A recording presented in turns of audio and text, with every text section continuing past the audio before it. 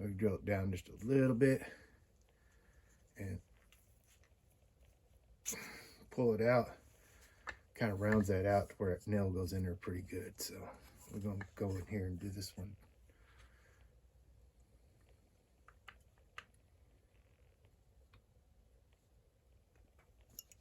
Some of these are hard. These blocks are hard because it just depends on the part of the wood they get it at. And some of these are so soft that you could almost take and push the nail in with your finger to a certain point. You can't push it all the way in because you run across the harder part of the rings. But I'm going to push that just a little too far in.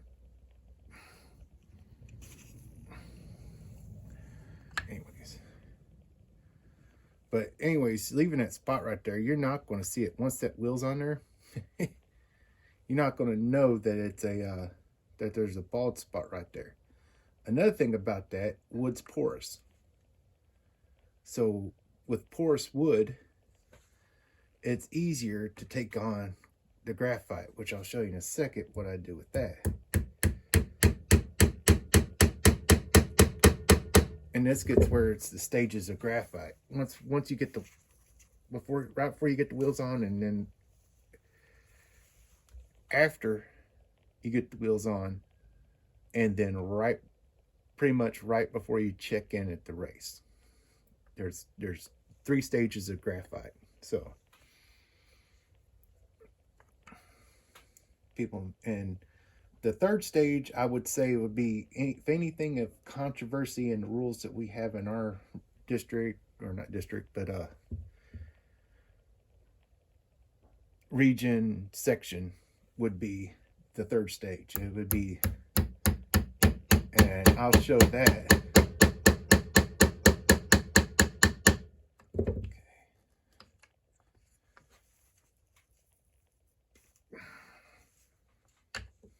Okay, so now here's the first stage, graphite. We're going to take graphite, I'm going to tap a little bit out on this bare wood.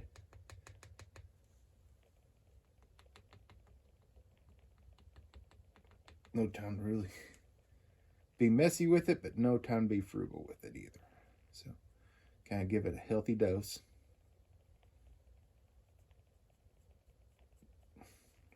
If you have holes, some of it's going to fall in the holes, some of it's going to fall through the groove there. And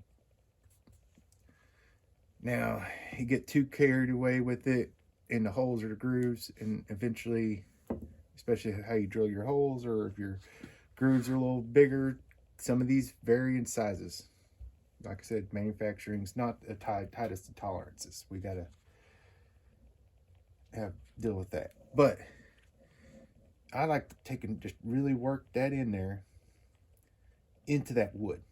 That wood's going to take on that graphite as you work it in there. And then just doing it with my tip of my finger.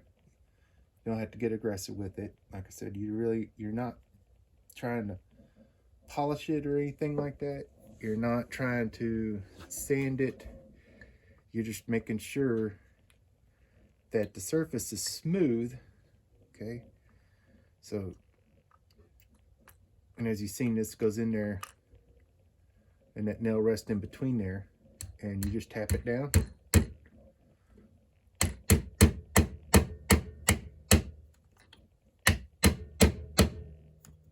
Okay, so the wheel's not moving right there. Yeah, it just barely moves, right? So you pull it out. That's pretty neat. A pretty good investment right there that I've just made a while ago.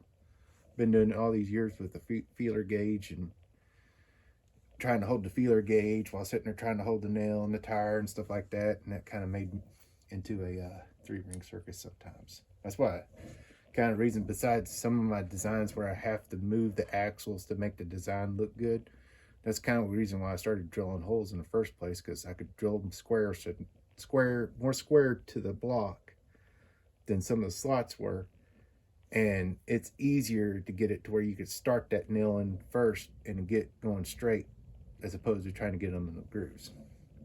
Like I said, get you a nail setter, if you're going to do it how you used to do it with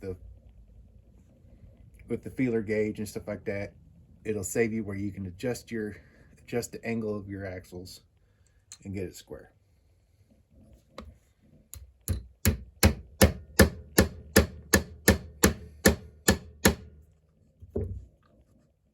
Okay, we're turning, pull it out, voila.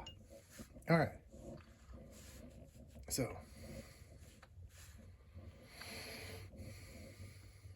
I'm always learning new ways of doing things, and I mean, it's not always don't always do it the easy way the first time, and I think I get a little bit easier, then I figure something else out, and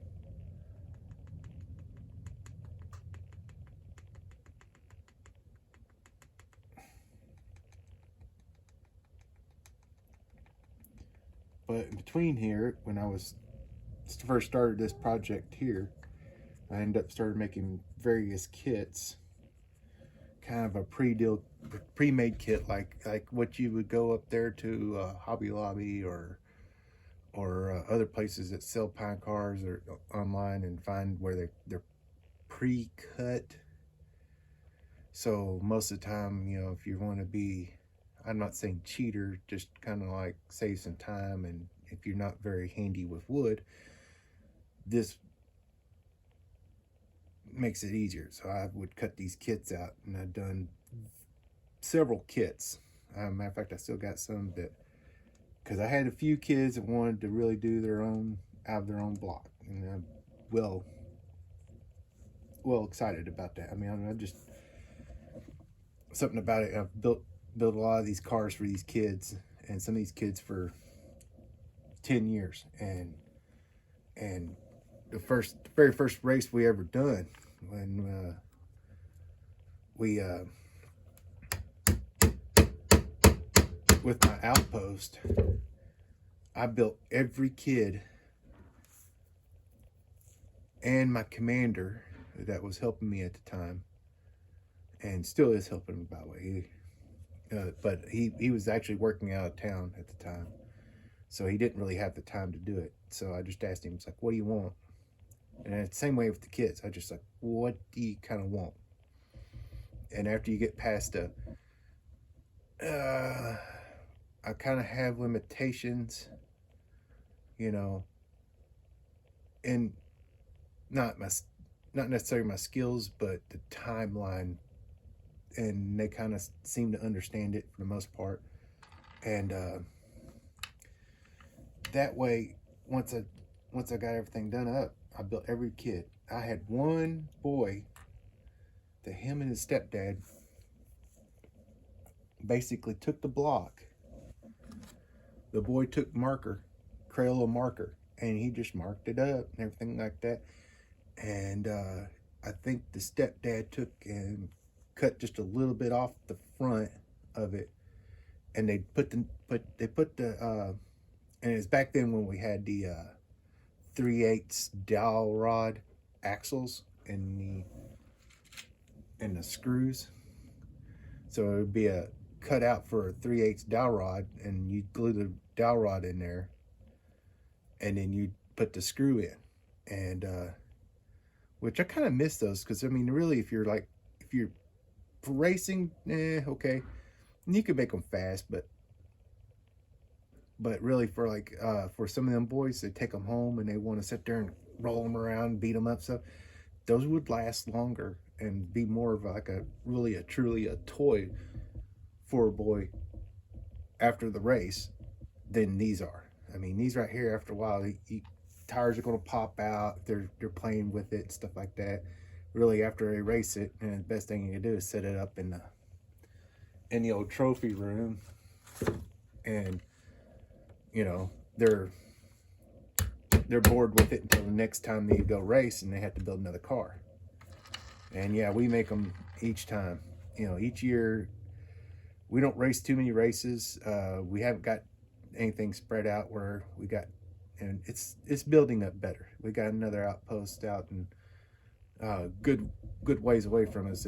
They're starting it, and plus our sectional, it's So it's slowly getting various races that we may participate in besides our own. And so, matter of fact, the last race we raced was our West Region race. And so it wasn't one of the races we held. But it is, I don't know. These are kind of, these are okay. Like I said, great for racing and stuff like that. But the old kits, I hated them at first because I was using these the Boy Scout kits, and it just got to where it's like, okay, I really like these designs. They're more robust. But anyways, long story short, he got it together, and so he shows up to race. I already got him a car built. And I asked him, I was like, hey, wow. I mean, I was just like blown away. You got a car built. Oh, man. And a lot of the boys that I had in my outpost at that time didn't even have dads. A couple of them there, I got 3 boys that they're still in my outpost today. Their father passed away before we got the outpost started up. And I mean, they're, you know, so I mean, what I'm going to do, like hand it to their mother and go, hey, here you go. Which, I mean, I have done. I've handed, you know, cars to parents and sit there and say, hey, if you can, you can. But usually what I do, because I really don't like to leave any boy behind, I'll have something back up. And that's why I got those pre-built kits. I got backup. They don't get a car coming in, and if they show up to the race, I can slap one of those together, have them mark it up however they want to. Within basically few minutes. I mean, I've taken longer just to explain all this than what it would take me to put one of these cars together. And I can have them a car. And that's the thing, you know, it's for them. It's not, you know, like I race every once in a while. Don't really race that much in my own races.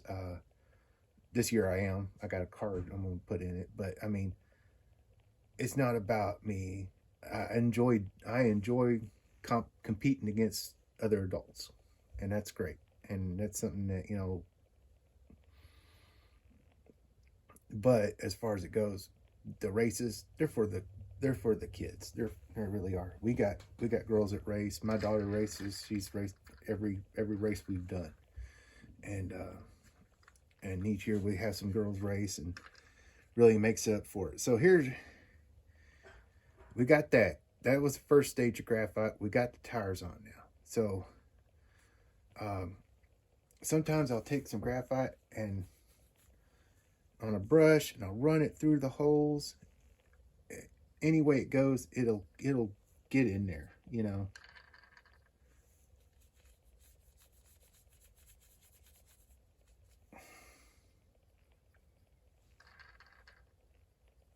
Now, the key with graphite, and some of my guys were finding out when we set the track up, they brought their cars up, was graphite has a break-in period. So the first race or so, you may dump a ton of graphite on these cars.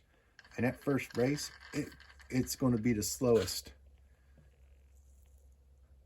that it's ever going to be. So you may not win that first race, but you start to notice you start winning that second race and that third race, as opposed to that one kid that doesn't put really any graphite into it. And that's another thing. It's like, I see kids going into this. Of course, adults don't really know. And they said, and it's almost, I wouldn't say set up for failure. It's just that they don't know. And I was the same way when I was in Scouts. Like, I built my own cars. I had some people help me out here and there. At times, the last year I'd done it, went to an old man's house that was what's more on there? He was a woodworker. And he done 2 designs, which I still got today, those cars that he just built completely out of wood, and with basically some nails he driven into them. He even painted them. I mean, and he told me, he's like, hey, so he basically he tested everything out the way he wanted to do within the limits. He had rules and stuff like that. And he's like, I want to test these two out, have two options, show him. And he did. He showed me, he's like, which one do you like?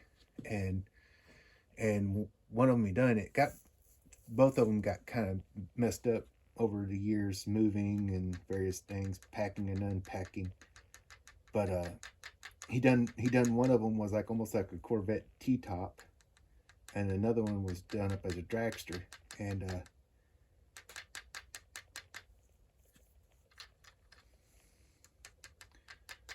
what I'm doing here, by the way, is I'm working this graphite inside this as it goes around, okay? But he really helped me out that last race. But even then, I still lost, because really the thing was, it's like I didn't know anything about weights, weight distribution, adding weights to it, or anything like that. And they didn't provide any of that. They expected you to come ready. Same thing with graphite. I didn't know anything about the graphite. So what I had was basically the kit is in a shape, painted, and it just raced. Well, I got annihilated, by my fellow scouts, I mean, well deserved, and I didn't do my homework. When I got to this, when I got to Rangers and started doing this, I really started like, man, I remember those times. Let me do some research. And I picked up a magazine on Pinewood Derby and various things, which, I mean, it didn't necessarily apply some of it to it because of the difference in the kits and stuff. But what I learned that would cross over has stuck with me. And like I said, it's taken time experimenting and learning this stuff without having to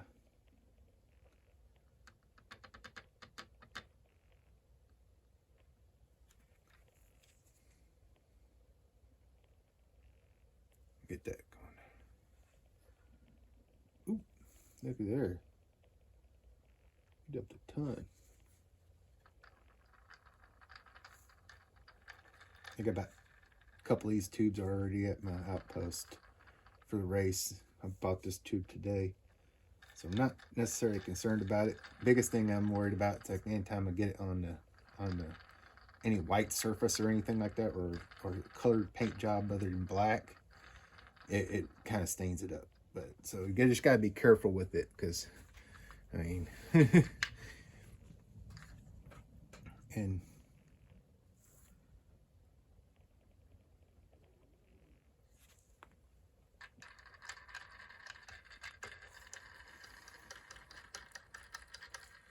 okay, so still rolling. Okay, so the next thing you do, that's the second stage of graphite. Now you go to your race, and here, like I said, it's going to be the controversial part. You go to your race, and how it can be controversial in our rules, like I said, somebody might say like, oh, you're almost polishing it, but you're not. You're using graphite. You're not using any polishing compounds or anything like that. It's not affecting the plastic. It's not affecting the nail or even the sides. So almost the same reason if you had a kid who took his car and just rolled it back and forth on a flat surface, just going back and forth, back and forth, back and forth. And like I said, it takes a break-in time. So what I do is before I go in and check in on the race, key critical point, I put more graphite on these, and then I take my drill, and I got like a little rubber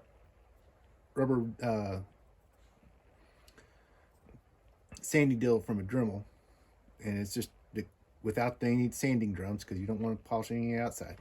But what I do is I take and go like this right here.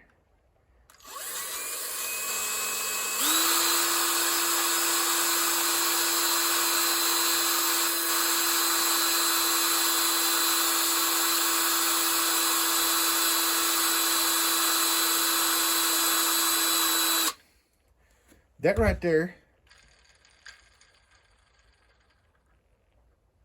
breaks into wheels. It breaks in that graphite that, I mean, you're not changing, you're not altering, you're not polishing, you're just basically breaking in that graphite. So when that first race comes, you're just as fast as you possibly could be. And as long as you keep, when it keeps running, you're going to get faster. And the cars that we raced the last race, like I said, we used them to test the track, and a couple of the guys wanted to see how their cars were going to do, and they threw them up there. And I don't normally let people do this because I want them to find out on race day what their car is going to do. But I let it slide, and they raced against those sleepers that I built last year. And even though they haven't had a new graphite put on them, even though they have just sat there on my kids' display area where they displayed them at, those cars were still out racing those fresh built cars that just had graphite put on them. Now, some of the cars that one of the boys was throwing his car on the track a lot of times, after a while his car did get faster, but it still didn't beat these cars.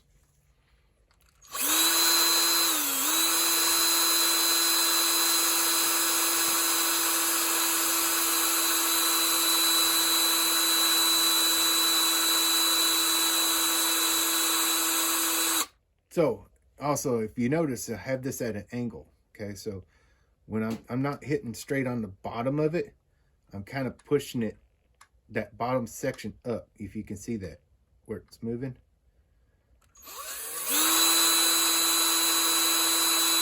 Giving it that 4 points of contact, once one edge against the, and it's all edges, one edge against the body of the car, the two inside edges against the nail itself, and the outside edge against the hub of the inside part of the head of the nail. So it will sit there, and when you set it on the track, it'll fall right into place to where it needs to be. The tires will be slightly canted, and when it starts going down the track, it just sucks it down, and really only contacts those points. Less friction. Same with the graphite, less friction. And hidden weights. But anyways, I dig it.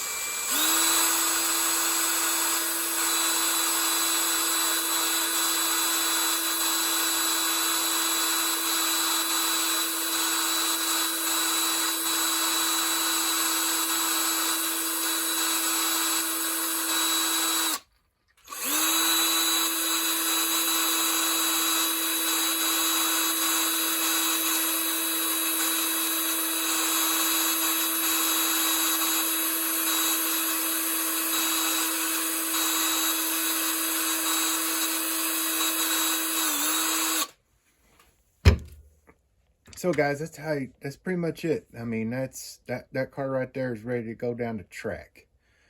On race day, which would be 2 days from now, I will probably put a little bit more graphite on there and spin the tires just a little bit more. Like I said, I'm not really bearing into it. I'm not trying to push anything.